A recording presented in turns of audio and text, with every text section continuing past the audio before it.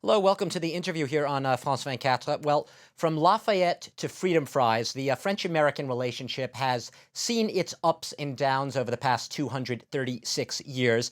But the past 5 years, under French President Nicolas Sarkozy, has arguably been one of those up periods, a time when Washington's comfort level with a staunchly pro-American French president has rarely been higher. And Barack Obama recently proclaimed that the U.S. doesn't have a stronger ally or friend than Nicolas Sarkozy.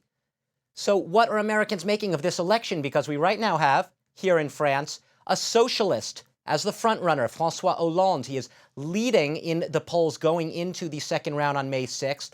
What is Washington making of it as it watches this election unfold from afar and sort of thinking of the possible fallout on those close U.S.-French ties? Well, with me today to help hash those questions out is David Mercer. He's joining us from Washington, D.C. Welcome to the show, David.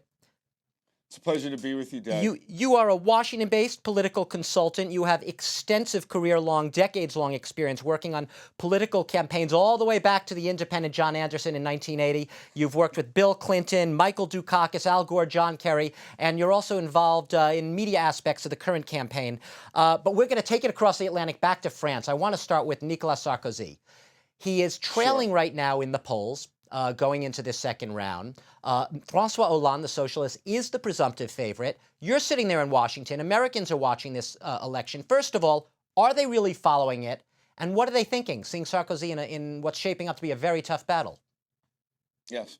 There is a level of observation. I would say it is not at the level it was in 2007. And what you have is back here in the States, the at a distance following of the race, where it's being reported straight by the numbers in terms of who won, that it was an upset. I think in France you have more coverage of Marine Le Pen's percentage gain in the electorate, which was higher than her father's and higher than they've ever posted before. That hasn't really crossed the Atlantic and settled in the minds of Americans here in terms of the far right. But it is a big surprise that Hollande has won the first round going into the second, and as you mentioned at the top of the segment, that he is the presumptive victor come the second round. But do you? I think there's. Yep. No, I'm sorry to jump in. I mean, do you get the sense, because I use that word, which I suppose is taboo in American politics, he's a socialist. There hasn't been a socialist here in power in France since François Mitterrand, right? Is there a sense there that Americans are apprehensive about that? Or is there a more is there a mature view that he could be a good president for France and good for U.S.-French relations? Sure. I think one of the pivots for Hollande and his appeal is one of the things we find here in the United States that you can attribute to President Obama, and that is we cannot cap and cut our way out of the economic crisis that we were facing and are now in a recovery on, that there has to be some pro-growth elements to the policy. And I think you hear Hollande speaking to that austerity alone will not get Europe or France out of its economic situation. And I think that has an appeal. And also Hollande as a candidate is showing a calm and collected and not as hyper as a personality as we know Sarkozy to be. And that's giving, I think, him some of the edge in going into the second round. But what's interesting is in 2007, we actually, Nicolas Sarkozy, while he was in his election campaign, he actually visited the U.S. He visited Washington, met Barack That's Obama. Right. Hollande hasn't really made himself visible on the scene yet in the U.S., and I'm just curious, you being, very much inside in Washington there, do people really know who this guy is? I mean, if you go into a Washington dinner party and you talk about François Hollande, is there a sense that people have a handle on him? I do not think so, and he will have to introduce himself to the American public. I think he does better from a position of strength as the victor in the second round as opposed to a candidate. And if you look at Sarkozy's record over the last 5 years, he has focused a lot on issues abroad, whether it be Libya, whether it be Afghanistan or the Arab Spring, etc. And people wonder whether or not he might not have focused more on issues at home. And I think Hollande sees that as a contrast, or I should say a foil, for him to say, look, I'm going to be Franco-centric in dealing with the issues we have.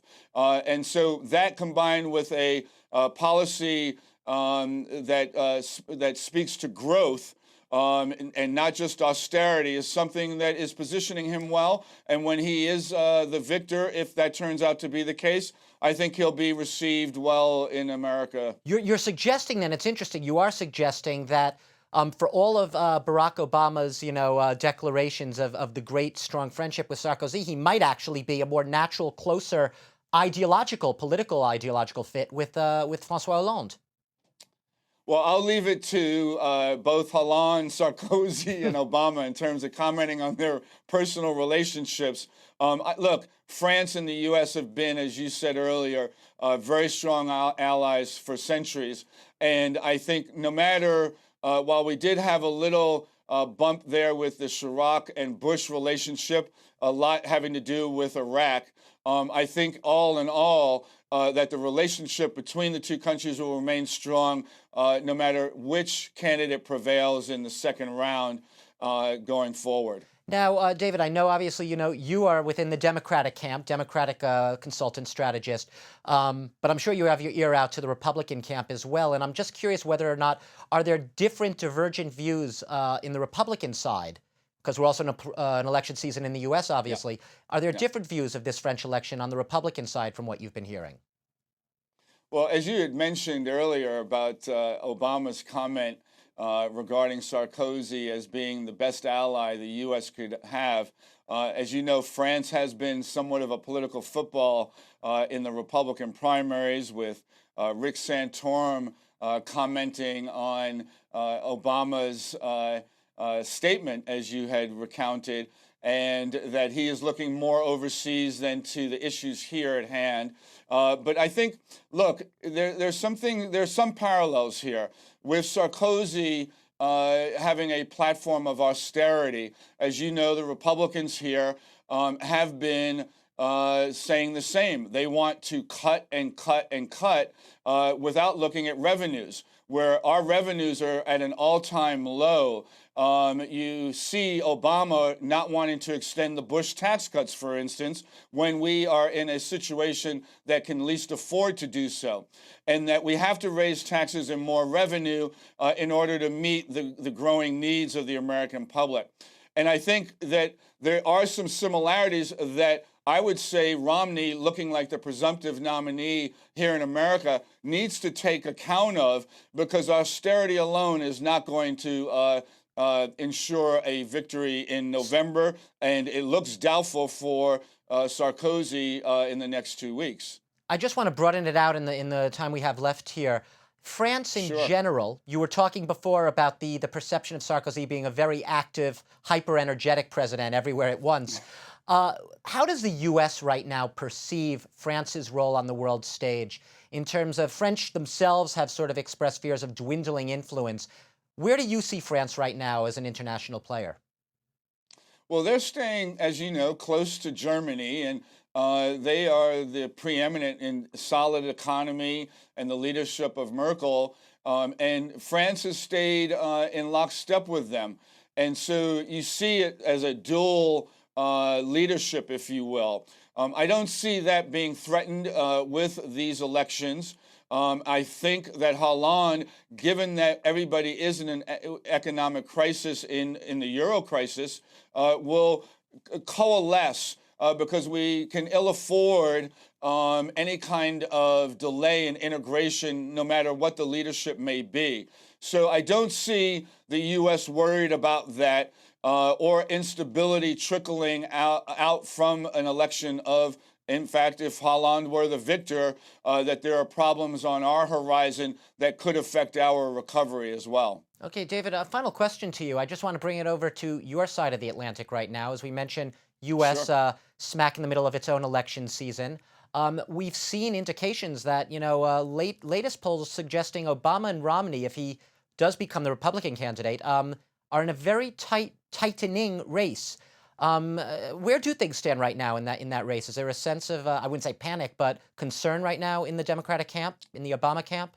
Look, I wouldn't say a sense of panic, but I know from experience, having been on the Hillary campaign and been on the losing end to Obama and their strategists and the way they operated in 2008, I can tell you that they will take nothing for granted, that they will leave no stone unturned in making sure that their record and their direction that they're setting a course for is accurate and on the record, and the American people know what he has been doing to guide us out of the economic crisis we are in. So while the polls are close, here it's a little different. As you know, we have the Electoral College, and in large part, 8 to 12 states prominently will determine the outcome of the election.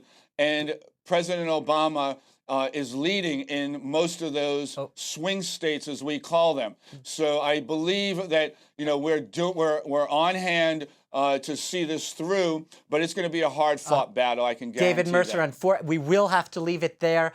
We've been talking to you today, obviously, about how Washington views the French election right now from your side of the Atlantic, and we ended with how we're looking here in France at your election over there in the U.S. Thank you very much, political consultant David Mercer, Democratic strategist over there in Washington, D.C. Thanks for being our guest today here on the France 24 interview. Pleasure to be with you, Doug. Thanks to all of you for watching.